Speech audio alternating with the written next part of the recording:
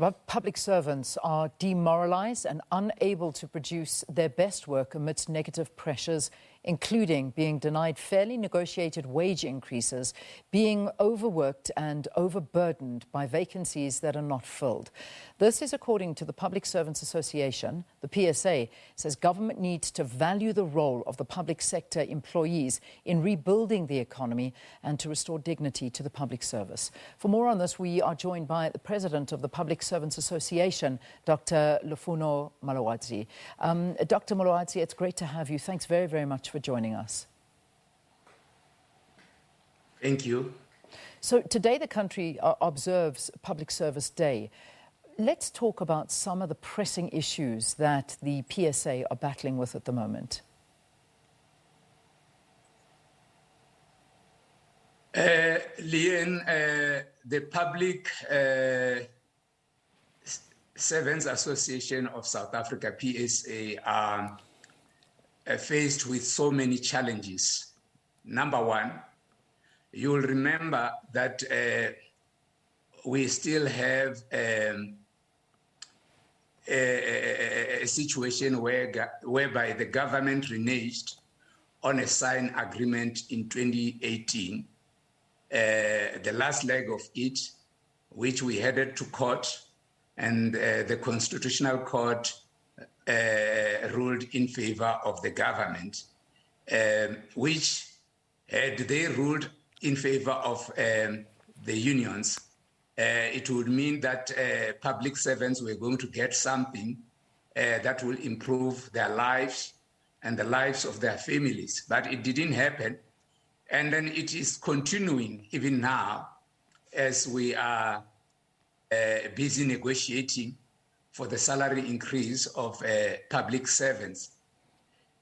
And then another challenge is that public servants are faced with is to be able to afford decent houses. You have a situation whereby public servants are not able to even afford a two-room house because of the meager salary that they are being paid by this government. Despite all these challenges, the public servants are doing their job, sometimes doing work of more than two people because the government is not filling all vacant posts that should be filled and bring young professionals to the employment of government. You know, when we look back at some of the things that have come out, and obviously, you know, the talk from government is that there's never enough money, and that's the reason that's given, is that, you know, in order to up the public servants and the money that they earn, there's just never enough money in the coffers of government. And yet, and this I know has what's really sparked a lot of anger and also threats of a complete shutdown from the PSA, is the news that the president is himself getting an increase, and so are ministers and deputy ministers. You know, and your response to this is, well, if there is no money for us, why is there money for them? Perhaps you want to talk a little bit more about this. Yeah, exactly. We just heard that MPs are getting an increment of almost 3%, being backdated to, I think, last year. And then if you look at it, the people who are doing too much work on the ground are public servants who are being ignored by this government, and then at the same time, they are busy rewarding themselves. These MPs are already earning a lot of money. I listened last night, or I watched last night, the parliament spokesperson trying to defend this kind of action that was taken by the president to increase the salaries of MPs, to say their salaries are not at the same level with the salaries of their counterparts internationally. I mean, South Africa, we cannot compare ourselves with other developed countries. It's really, really, really unfortunate that they have to use such an example. While in the public service, we still have people who have gone to school with honors and masters. Some of the people with honors are on level 4. You can imagine, we are supposed to have a professional service, public service, but you have people with honors in the area where they are working. With honors, they are on level 4. They are getting peanuts, and MPs are getting money, and all that we see in Parliament is this MP being disruptive. Instead of dealing with issues, they are not dealing with issues. They're becoming disruptive. Parliament has become too violent, and people are being rewarded for being too violent. And you know, this is the problem, and this is what, of course, angers South Africans, and particularly when we talk about public service. I mean, we've got ministers who are earning around about, you know, with this increase, it'll be close to 2.5 million rand a year. The president over 3 million.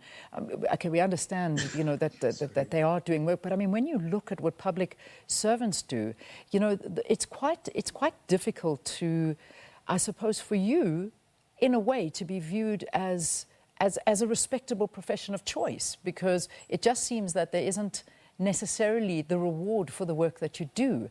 You know, when we talk about that, what do you feel? What do you say about that?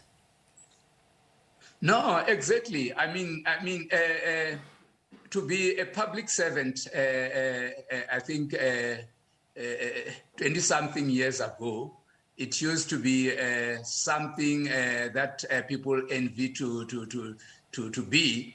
But right now, people, young people who are in the public service, they want to leave and join the private sector, seeing that they are not being remunerated properly in the public service, and they are demoralized. You find a situation. Let's talk about people who work in the immigration offices, those at Home Affairs. They face a lot of challenges, and at the same time, the government is not doing anything to show that they appreciate the work that they are doing. You look at nurses, what they are encountering every day. Yesterday, I was watching news and I saw one of the doctor complaining about the government not able to fill some of the posts that are vacant for doctors and nurses. So these people are faced with a lot of challenges. That's why you find some of them going on a suicidal mode, because now they come to work and they feel that the setup of their work environment is so professional, and they found that the setup is not as professional. In fact, it becomes a killing environment for them. So it's not easy. It's not easy, Leanne, and we as leaders, we are trying our best to keep our members going, so that despite all these problems, they must service the nation. But if they're becoming patriotic by servicing the nation, the government must also come to the party. Yeah. These people must be rewarded. Today we are celebrating what we call Public Service Day, which is meant to celebrate the value and the virtue of public servants to the community. Yeah. So how do you celebrate that when public servants are being devalued by the same government? Dr. Mulaudzi, I've got a minute left with you, but I have to ask you about your concerns around the security of pension funds. I mean, pension funds paid to the government employees pension fund and managed through the PIC, the Public Investment Corporation. Tell us more about that. I know that you're very concerned about this, and you say that that government is, I suppose, failing you on this level. Yeah, I think the pension investment, as unions, we have pleaded with government to say, why don't you make a chunk of those investments available to public servants so that they can afford decent houses? But as PSA, we are very, very confident that with the new board at PIC, which seem to be doing very, very well to clean up the mess that was there before this new board was appointed, we think that we'll start to see a lot of changes in safeguarding the investment of these public servants. Okay. All right, we leave it there. We'll have to invite you back for a longer conversation, but talking to us on Public Servants Day, and this is a day that's put aside to celebrate public servants, and the president of the Public Servants Association, Dr. Lufuno Mulaudzi, telling us that it is a very difficult sector to be working in currently. But thank you for your time, and thanks so much to you for watching as well. We unfortunately have to say goodbye to you very quickly, and now we'll see you again bright and early tomorrow morning. The agenda up next. Bye-bye.